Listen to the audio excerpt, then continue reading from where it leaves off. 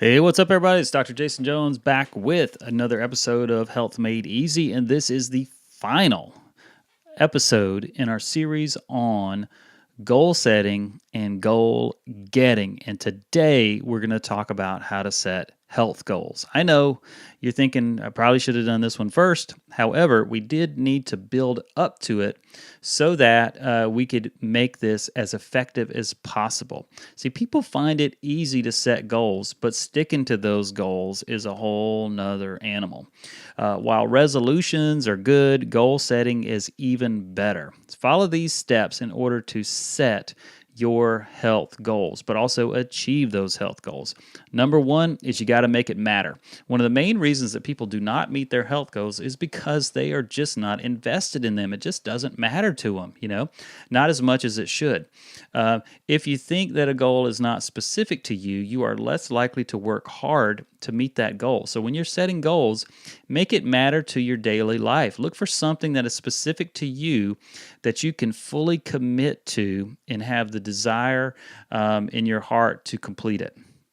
Number two, brainstorm all the options. Getting healthier is a good goal, but a smarter goal is to consider 5 to 6 issues in your life that you can fix in order to get to that worthy yet broad target. Always start with what is easier to accomplish because it will raise your confidence in your ability to meet those goals. Like we talked about, setting goals that maybe aren't these big, hairy, audacious goals is something you know you can crush, but it'll give you the momentum to move forward and drive you forward. And increase your commitment. So after you've picked the problem that you want to solve, brainstorm all the possible solutions, write out the pros and cons of each solution to help you find the best solution for yourself. Next thing is set sensible targets. Again, lofty ambitions are good, but too high of targets can stress you out and increase your chances of failure. And it's okay to fail. It's just one step closer to your goal, but the more you fail, the more your confidence goes down. So you got to have at least little wins along the way. Don't take on too much, especially if you're in a stressful situation. Realistic goals are confidence builders. Set specific, measurable, attainable, realistic, and timely goals.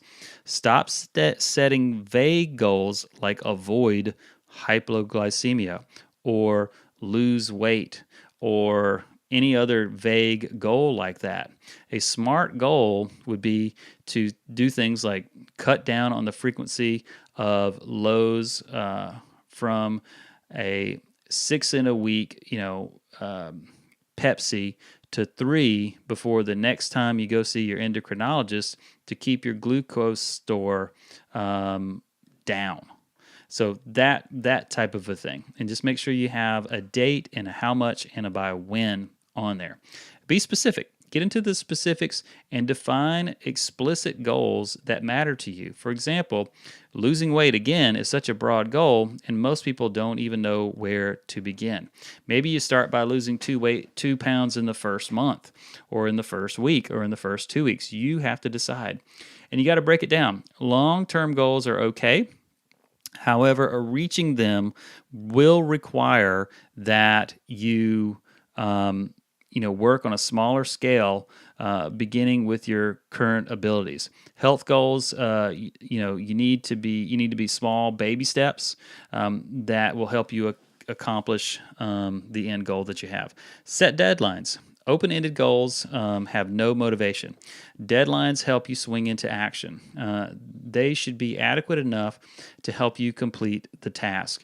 Because I can tell you, Parkinson's law says that the amount of time that you give to something is the amount of time it's going to take you to be able to do it. Ask for help. Support from your healthcare team can boost your chances of success. When you're having a difficult time setting your health goals, ask for your doctor's help if your doctor is something that can help you in that area. Your doctor will help hold you accountable to your goals, or at least they should. Find cheerleaders, find friends, family members who can cheer you on and help you avoid slip-ups. Support groups like diabetic support groups are also good. And there are other things. A lot of times people will choose CrossFit because it's just workouts in a group, and it keep you accountable in a group or some sort of group class or something like that. Anticipate barriers. There will always be a few obstacles or a bunch of them to your goals, whether you are in control or not. And it could be from outside sources. So think about expected barriers and how you're going to handle them before you get there. So if you decide ahead of time how you're going to handle a barrier before it even comes on, it's much easier to tackle that once you get there.